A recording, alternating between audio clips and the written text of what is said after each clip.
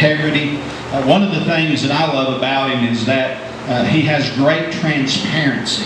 That's something we don't see a lot in government. But for example, each and every month his office puts a spreadsheet out on their website that shows, county by county, precinct by precinct, congressional district by congressional district, how the voter changes are occurring across the Commonwealth.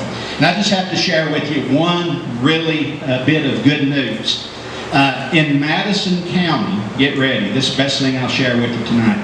Since January 1st of this year, we are one of only 7 counties that have had over 1,000 new Republican registered voters.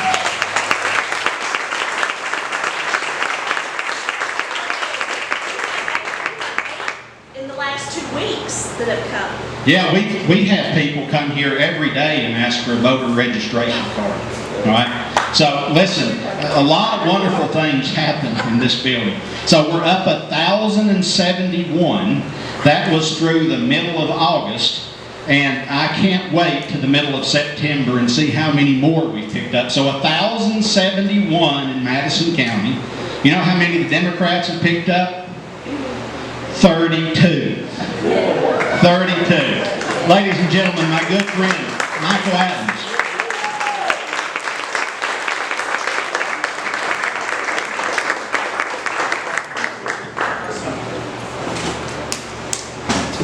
Well, thank you. It's good to see you all tonight. And I'll be honest, it's good to see anybody. I spent 21 months on the campaign trail and drove 50,000 miles around our state, backwards and forwards, retail campaigning for this office. Against a heavy favorite on the Democratic side. And then suddenly I get sworn in. It was a pandemic. This is only my 8th time outside the Capitol since March when this all fell on us. And so 5 of those trips out to speak have been to Republican clubs. And I thank you, Kirby, for this amazing turnout and what you've done with this party. Kirby was a dear friend of mine and a great supporter in my campaign, and it's one of the reasons I'm here right now. This time a year ago, I was down 15 points. Madison was actually my number 2 target county in my campaign. Number 1 was Davis. That's Owensboro. It's a big county out in Western Kentucky. I'm from Western Kentucky. It's a swing county, goes back and forth in different races. I really thought I had to win that county to survive. But my second target was Madison. I had to win Madison. It's a huge county. And you have to, not just to win here, you got to run up the score because you get slaughtered in Fayette, in Jefferson. So you all really came through for me. I'm so grateful. This was one of the counties I flipped that had won Democratic in several prior races for this office. And so I just want to thank you all from the bottom of my heart for the honor to serve you and what you did for me in this office. I just want to give you all a quick update on what I've been up to in the last 8 months in the state capitol. And I'll give you some comments about our primary election and what you can expect for our November election. I ran on 3 things primarily. My overall goal, my overall platform was to restore public confidence in our election system. After the countless scandals we had under Allison Lonergan Grimes, people lost faith in our system. They thought that our elections were rigged. Allison Grimes went on CNN and pronounced them having lost the election before the votes were all in, let alone the recounts. That doesn't even count all the other scandals for which she's still being investigated. That was embarrassing to me. I was on the State Board of Elections, and it was frustrating trying to get people to turn out and vote when they saw Allison Grimes and didn't have confidence that our rules were fair and our systems. So I had 3 main goals. First, I wanted to restore integrity to this office. I've done that. I've hired people of good character like David Harris back there, my campaign manager. He's now a senior advisor in the Secretary of State's office. A good friend of Madison County as well. Absolutely. So I got sworn in at 8 a.m. on Monday, January 6th of this year. At 8:05 a.m., after I shook a bunch of hands and hugged my wife and daughter, the very first thing I did is I sat at my desk in Allison Grimes' old office, and I signed a series of impoundment orders to impound, isolate every one of the hard drives and files that she had left when she departed the office just moments before that. And I provided those to the state police and the Office of Attorney General Daniel Cameron. I'll give Andy Bashir some credit tonight. Credit is due where credit's due. He appointed a special prosecutor to investigate Allison Grimes for corruption. Even Andy Bashir realized that where there's smoke, there's fire. One of the last things he did as Attorney General is to appoint a special prosecutor to investigate her for corruption. I think at one point there were 6 different separate open matters before the Ethics Commission, before the state police and others investigating her, the personnel board and others. So he appointed a special prosecutor. Shortly after Daniel Cameron was sworn in, Alison Grimes went to court in Frankfurt and got a restraining order against Daniel Cameron to keep him from investigating her. What's even worse than that is she used your taxpayer dollars to do it. She went to a big law firm in Louisville and paid them about $250,000 overall for them to go to court and get an injunction against Daniel Cameron to stop him from investigating her for corruption. So one of the very first things I did is I went to court. I went to Frankfurt court, and then I ultimately went to the state Supreme Court. And I asked them to dissolve that injunction and let this investigation proceed. Everyone's entitled to a presumption of innocence in our system, but they're not entitled to use your taxpayer dollars for their criminal defense. Fortunately, we won. We got the Supreme Court on our side, and the lower court dissolved that injunction, and now that investigation is proceeding. And so I do believe that Alison Grimes will be brought to justice in the near future. So number one, thank you. Number one, we restored integrity in this office. Number two, I promised to push for a photo ID requirement in our elections. One of the biggest challenges.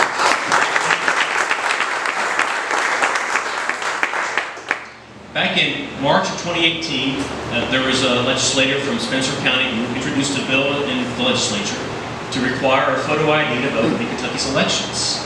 Our neighboring states require a photo ID to vote. Even liberal states around the country do that. My wife is from Rhode Island. They're a left-wing Democratic state. They require a photo ID to vote because they're not that crazy. But we didn't have that law in our state. I thought that was a big vulnerability in our system. So I supported that bill.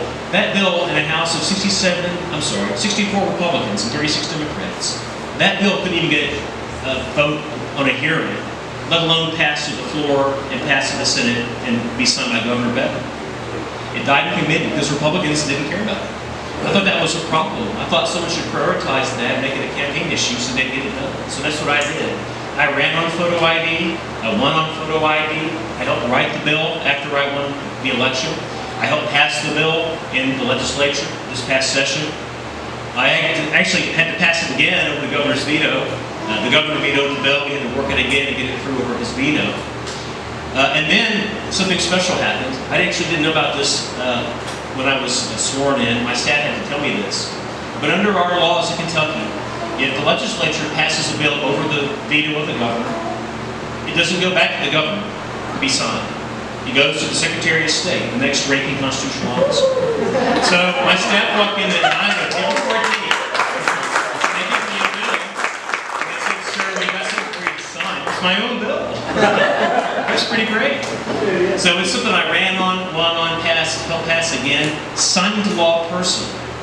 The last step was to defend it in court. I got sued by various left-wing groups around the country, the ACLU and all the usual suspects. Liberal groups in San Francisco, New York, Washington, D.C. 3 separate lawsuits coming after Senate Bill 2 to get it struck down. We've won in all those lawsuits. They've all been dismissed. And photo ID is now the law of the land in Kentucky. So when you vote this November,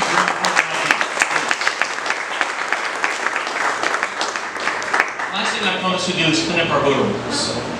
When I campaigned last year, I said that we had 200,000 people on our voter rolls that we knew had moved away, passed away, or been put away.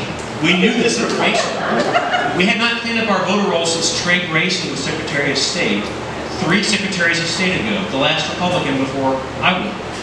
He was the last one to do his job and clean up the voter rolls. So I ran on this issue. It was a central promise of mine. And so we're doing it. We actually had a month recently where we took more dead voters off the rolls than we added live voters. That's how many blooded dead voters we had on our rolls. We took off 20 grand just in 1 month. We've significantly taken these people off the rolls. The reason that you all got a postcard in the mail before the primary, there was a 2-part rationale of that. So first we want to give you information about how you can vote. Your county clerk's phone number, where the govoteky.com site was if you were going to vote absentee. But we also did this for this reason. If that card went to you and you weren't the person at that address, it came back to us undeliverable. I've got an office in Frankfurt that's about as big as, so that wall to maybe that second pillar right there, that's stacked at the ceiling with postcards.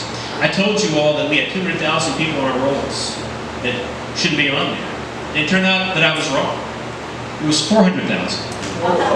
We are taking now 400,000 people off our rolls. That wouldn't have been possible had it not been for that postcard. So we work on this every day. I've got great relationships I've built with secretaries of state in other states. I work with them every day to find who's moved out of our state and registered in their state and get those people taken off of our rolls so they can't vote and vote. This is another issue like photo ID. We're not going to be taken seriously if we have a system with so much vulnerability. Voters don't have confidence. So I'm taking this seriously, and that's what we're up to. Let me just give you a quick comment about what we did in the primary and what we're doing for November, and if you have time and interest, I'll take any feedback or any questions you have. So what we did for the primary was, I'll put this in perspective. March 6th, that was a Friday. That was the first day that a COVID-19 case was diagnosed in Kentucky. On Monday, March 9th, I went on PET for an hour and was interviewed about election policy, photo ID, and so forth. Not one question about coronavirus and how it might impact the election. It just wasn't on our radar. 7 days after that, I signed an executive order to delay the elections by 5 weeks so we could get a handle on what to do. March 6th, we had about 15,000 volunteers to be poll workers. It takes 15,000 volunteers in Kentucky to run an election. I don't have staff to do this, to work the polls. It's all volunteers. Disproportionately, it's elderly people. The average age of our poll worker is 65. We've got the greatest generation. We've got the baby boomers who work the polls for us reliably every election. But I testified last year in the legislature before any